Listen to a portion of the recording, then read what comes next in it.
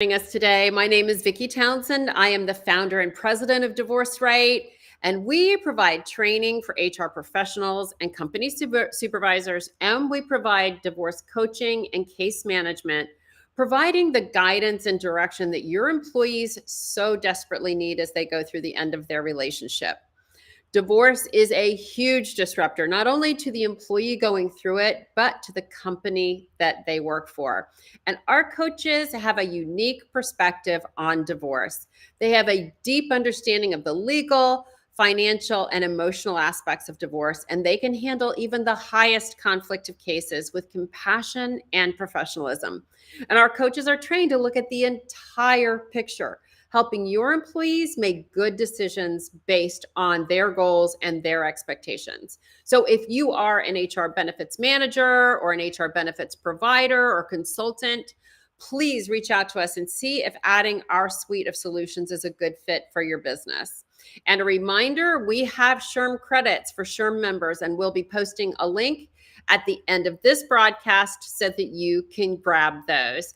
And today we're going to be talking about Divorce Month. That's right, we're in January. This is the first week in January, and it's really, really important because you're going to start to see some things in your employees that have been postponing making these decisions after the holidays. This is actually this week that we're in right now is very, very active. So I'm going to be speaking with my very special guest today from across the pond in Ireland, Aoife Gaffney.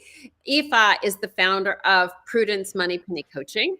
She is an award-winning international money, relationship, divorce, and life coach. She empowers women to take charge of their lives and to earn more money. She is a member of the Professional Speakers Association, the Institute of Banking, and a former qualified financial advisor. But for her, coaching is more fun and probably much more heart-centered for her.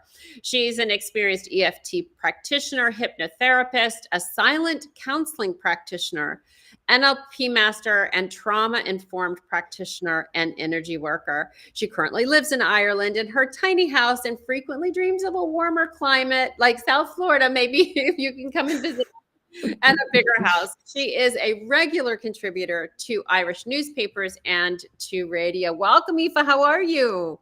I'm good, and thank you so much for having me, Vicki. I'm so glad that you're here today as we talk about some shifts in employees and how that will show up and impact employers and how employers need to be prepared for what's happening. So we're just going to dive right in. What are the indicators that an employee, employers need to look for if they notice those changes, those challenges in an employee, like a dip in productivity suddenly, or less engagement, or maybe just a change in their complete normal behavior? It could be one of many indicators, and the biggest one is a change in normal behavior. So Right. it can be either a dip in productivity or, ironically, an enormous increase in productivity, and that the person is reluctant to leave the office, which in the short term may benefit the employer, but in the long term, they're facing burnout. So any change to what is considered normal behavior, are they presenting differently? Has their work pattern changed? Are they more forgetful? Those kind of those subtle changes that are sometimes are sort of intangible, but if you know your employees well, you'll pick up on those very quickly. Yeah, that's important because suddenly when somebody starts just exhibiting something at all that's just not quite normal, it's something to pay attention to, right? And Well, sometimes it is an intangible, and it's something that colleagues or peers might pick up on faster than a line manager. oh, interesting. Yeah, those employees that are closer.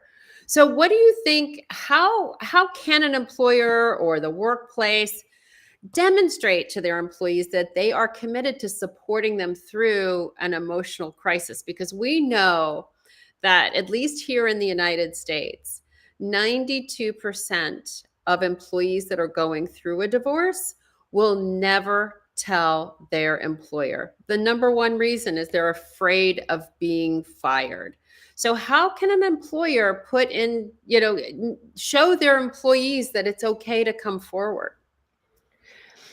I think it's very important that if there is an employee assistance program or an employee benefits program in place, that employees are aware of that.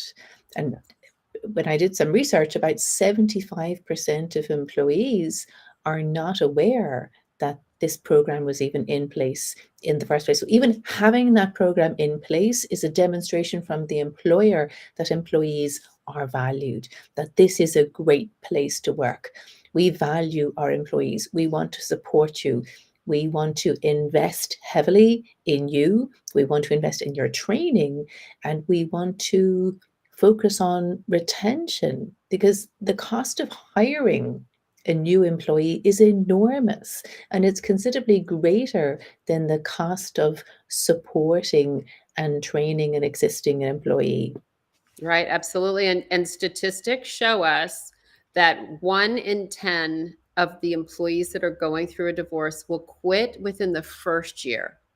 So that, to your point, it is a very expensive uh, cost to the employer when their employees leave. The number one reason an employee leaves during that first year is they felt completely unsupported and disconnected from their employers during this process. So, excuse me, you've heard leave your divorce at home. Well, divorce is a 9 to 5, Monday through Friday industry. Courts, attorneys, everybody, they're Monday through Friday, 9 to 5. Your employees need that time to be dealing with some of the, and mandatory, when a judge tells you you have to be in their chambers, you have to be in their chambers. You will face contempt of court. So, so we know, that having that support system could alleviate some of that, the quitting issue that we just talked about. But what are some of the other values? And when I say values, that can be cultural values, but also financial values to an employer that offers divorce support benefits to their employees. Well, a happy employee is a more productive employee, and particularly at the level that I work at, and I work with high net worth executives and individuals, if that person is a linchpin in the organization, particularly in slightly smaller organizations, that if one person leaves, it's like one leg of a table. And so if you have a vital, valued employee, and you have invested heavily, not only you have invested in finding the right person in the first place, but you then have invested in putting a package together for them, getting them trained, introducing them to your clients. They've brought their wealth of wisdom and expertise to the business, and they are an integral part of the business. And if that employee leaves, there's huge amounts of especially if they're part of a team, if Mhm. a vital member of a team leaves, the rest of the team really suffer. Not only does the company, the bottom line of the company suffer, but the rest of the team can feel a little bit jarred in that, well, Lost. they Yeah. can feel a bit lost, because these are the intangibles, the companionship, camaraderie, peer support, all these really, they're hard to measure. These performance indicators, they are harder to measure because they are more subtle. It But if is. you take one of those things away, you're very aware of the impact that it has on the bottom line. So team performance and a collaborative support arrangement is essential. It is absolutely essential. I agree with you. And we talked about uh, the impact on the team, and I don't think that people start, really recognize that, the importance of, you know, we're in an industry it's, let's just face it, it's really uncomfortable to talk about, period. Right? there's a lot of reasons for that, but primarily it's just not my business and not my place. But when you start to understand stories like this, where a valuable team member that carries a lot of intellectual capital in their head, right? They're walking around. They're not writing down everything into their some sort of manual somewhere to find out what they're doing.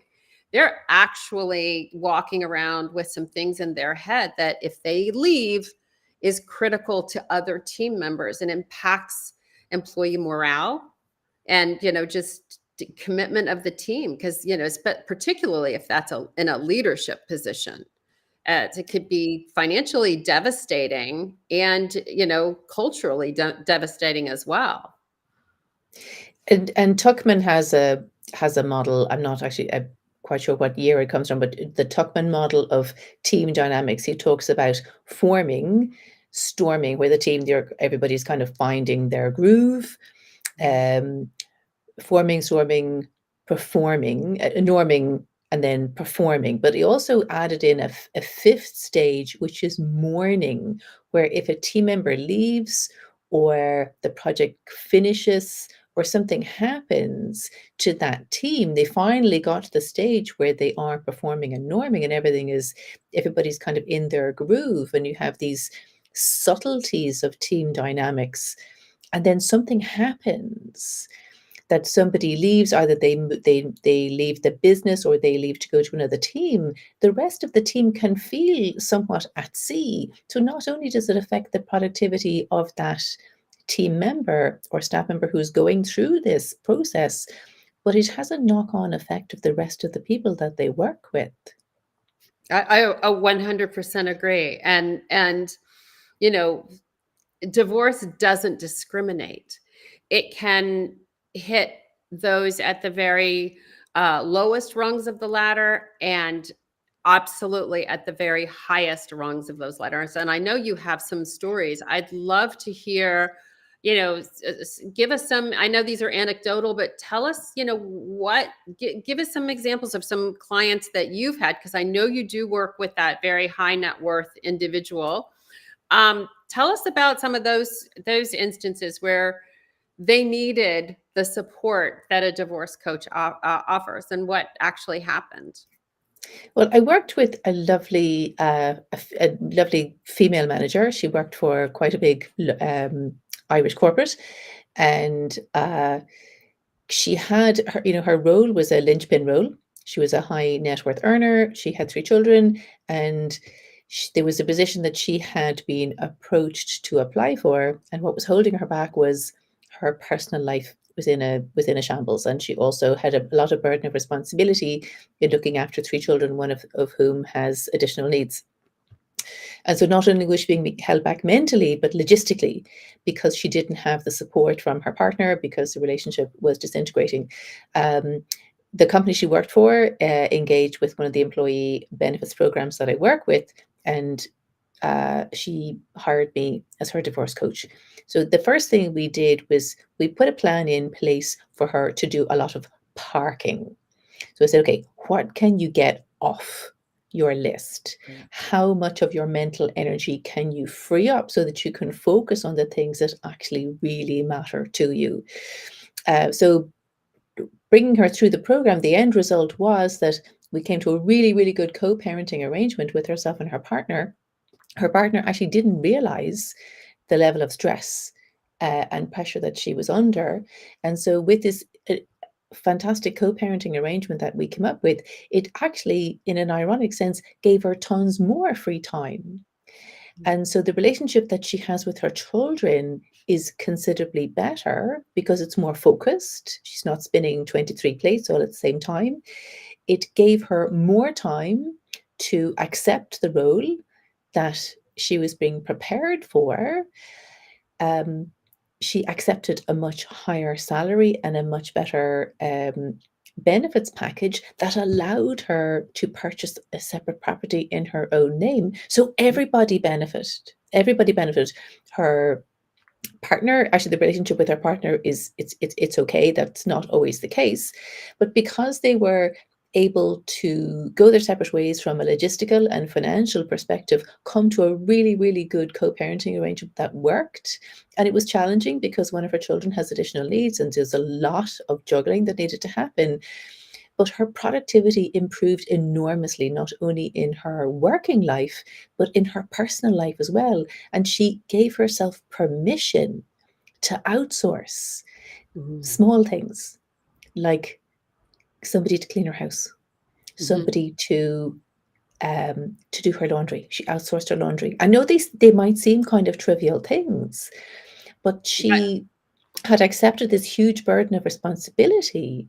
I said, well, it's okay to outsource. And by allowing her to outsource those small things, she suddenly looked at in her corporate life and said, oh my goodness, there was so much more that she could delegate in her working life once she gave herself permission.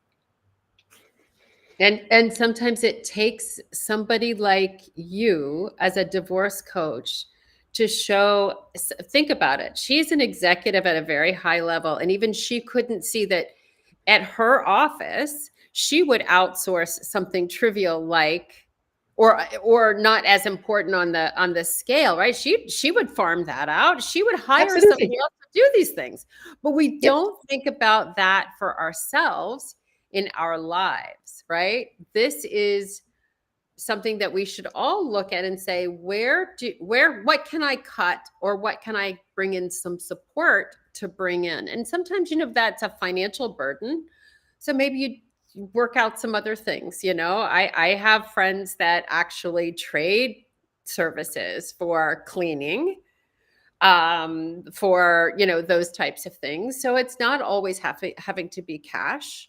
As a matter of fact, I have a friend of my daughter's that she exchanges babysitting services for cleaning services, right? So it And works. why not? Why not? Why But not? because she had moved into an even higher net worth space, it was almost like a veil had lifted. And she said, what on earth am I doing? This is 20 euro of my time when my hourly rate is Right. 2,500, 500. 3,000 euro. Right. And when we did some really simple calculations, and this was back of an envelope stuff, and it's not that she didn't know it, she couldn't see it. And Right. there's a And that's huge difference, yeah, you huge. And coaching helped her do that. And so she was suddenly much more productive in her working life, much more productive in her personal life. And because all of this huge burden had been lifted, she was intrinsically so much calmer and even able to do some of the other benefits that her employer offered, like yoga classes at lunchtime. Yeah, right. Exactly. So when you start to see that your life, if you would do this at work, if you would bring in somebody at work to do things that financially make more sense for you to not do, and you can, whether that's pay cash for them or trade services for them, it just makes a lot of sense. And that's what I love about coaching. Sometimes it's really hard to read the label on the jar when you're inside the jar, right? It's really hard to see yourself.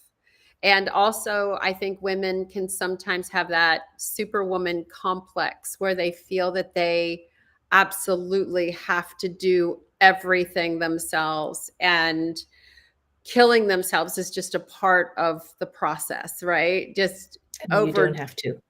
you don't have to. No. 100% you don't So have to. two So, books I would highly, highly, highly, well, three books I would highly recommend if you're a woman listening. One of them is Rachel Rogers, We Should All Be Millionaires. And she talks about this hourly rate. Just work out your hourly rate and then work out what you can ditch. And Rachel Rogers has also been through a divorce, and I think it's a blended family. Um, Nice Girls Don't Get the Corner Office by Louis Frankel. That book has been around 100 years. Another super, super book. And Think and Grow Rich for Women by Sharon Lecter. I She know says, Sharon. oh, she is amazing. She came to Ireland recently. She is incredible. She says, we can have it all. We just don't have to do it all ourselves. Right. And it is maybe just something that kind of a burden that women put on ourselves. But when you give yourself permission And then when your employer gives you permission, and I'm using these terms quite loosely, but the permission is we are going to offer you these incredible benefits because we value you as an employee. And you know what? We're even going to give you the space during normal working hours. So you don't have to squish it in the evenings. Because as you said, divorce is 9 to 5. So It if is. you need to do this thing, we will accommodate you. And it pays dividends. Yes. Absolutely. And this particular client of mine, she had been headhunted by another company and she didn't, it was a job that the money was attractive, but it was going to take her away from her children, which she didn't want. And she was, well, I won't, I will, I won't, I. And it was a direct competitor, a lot of complexities around it. And she thought she felt so valued and supported where she was. She Yeah. thought, I'd be crazy. Everything I Right. have is here. So she Rem- just renegotiated a slightly different package that gave her so much more flexibility.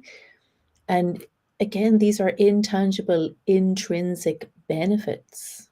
Remember the number one reason employees quit within 1 year of their divorce is because they felt uncared for and unsupported. Imagine what the financial impact on your business if just one of those executives didn't leave. Imagine the impact on that company and on the culture too. That spinning around, it gets a little crazy. One of the things that we talked about earlier before we got on this call was about some of the things that you feel that employers could do, including making those private spaces. Can you dive into that conversation a little bit about what are some specific things that an employer should have at the workplace for an employee going through this? Absolutely. And they all begin with C to make it super easy to remember. So it needs to be convenient, as in, can it be done during normal working hours, or can you offer a little bit of flexibility around those working hours? Can it be convenient in that there is a space for that person to go? It has to be 100% confidential. Maybe, okay, the line manager is aware that this is what this person is going through. They don't need to know the details. Is there a confidential space? Because so many offices now are open plan. Is there a confidential soundproof booth? Or can they take these calls at home or somewhere else? It does need to be consistent. So when you're hiring a coach, particularly in the space of divorcing, it needs to be consistent. So it does need to be the same person. So you build up that relationship and that rapport, because it takes time to build trust and it needs to be continuous. So it's not a one and done. Much as I'd love to say it is just take 2 aspirin, ring me in the morning, it's not a one and done. So it does need to be continuous. It needs to be collaborative. So again, there's a team involved. So like, who's on your team, who's on your bus?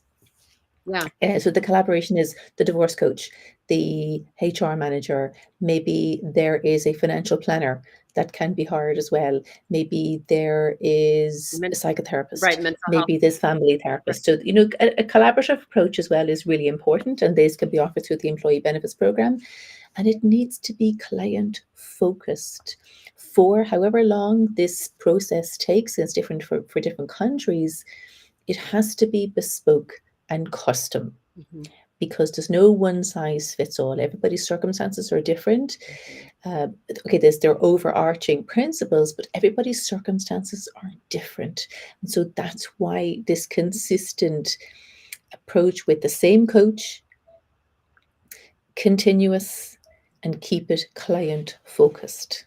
I love that. It's so important that we all understand that just because maybe you're an HR manager and you went through your divorce, I promise you, no one else on the planet is just like yours. A divorce is as individual as a fingerprint, and we can't,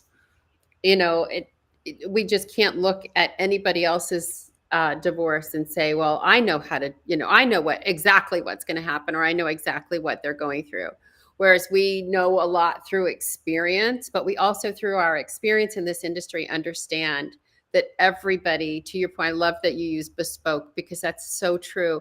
They need the utmost care with the best and the brightest that can bring the professional coaching and consultation to this process. It is such a challenge, this process, for those of us that understand the system. It's still a challenge even for us. But imagine not understanding what's going to happen to you. I don't care if you're the, the CEO of the most, one of the most prominent companies in your community. You don't know this process. I promise you that. Nobody does, including your attorneys and all of those other people. They And can sort of get you there. they But, I'm sorry? even if they do, they've been through it, they've been whatever, they are the best attorney, solicitor, legal representative in the world. Dentist children have the worst teeth.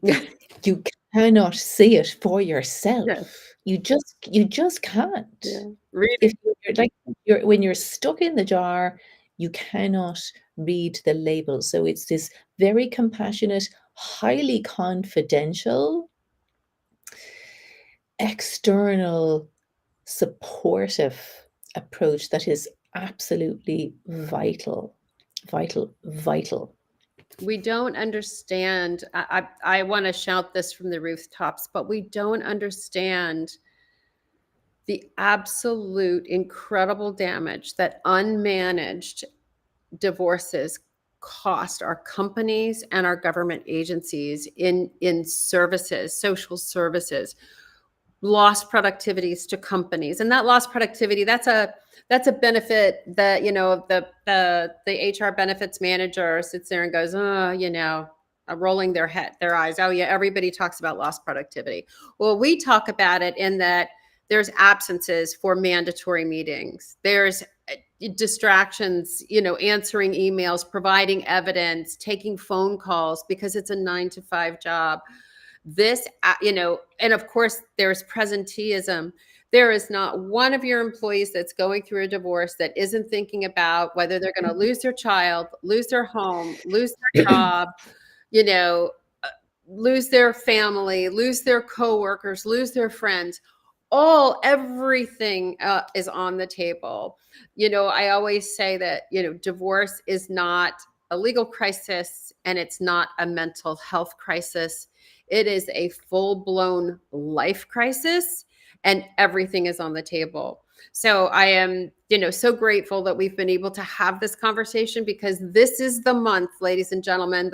Typically the traditional day is the Monday after the 1st of January on New Year's Day. So this week that we're in right now is a big week for people starting to do their research. They have made their New Year's resolution that they are just not going to do this for another year, that this is going to be the year they make those life changes. The holidays are over. The kids are back in school and life in 2024 is going to look different for them. So I encourage you, if you are an employer that has employees that are maybe trying to show some signs that maybe there's something going on, reach out to us. We have a course for you with 5 SHRM credits. We have shows like this that are available on our YouTube channel and on our podcasts and on our LinkedIn. So reach out to us. If we can help you support your employees as they go through this process, please, we are here to help. And speaking of SHRM credits, I wanted to give you this link right here. Just click on that link and that will take you to a form so that you can be sure to get your SHRM credits if you are a member of the Society for Human Relations Managers here in the US. And Aoife, thank you so much from across the pond. I know it's late and I appreciate you so much. So thank you so much. And we will be back again next week with another topic around how you can support your employees as they move through the divorce process. So again, thank you all for joining us. Thank you. See you next week. Bye for now.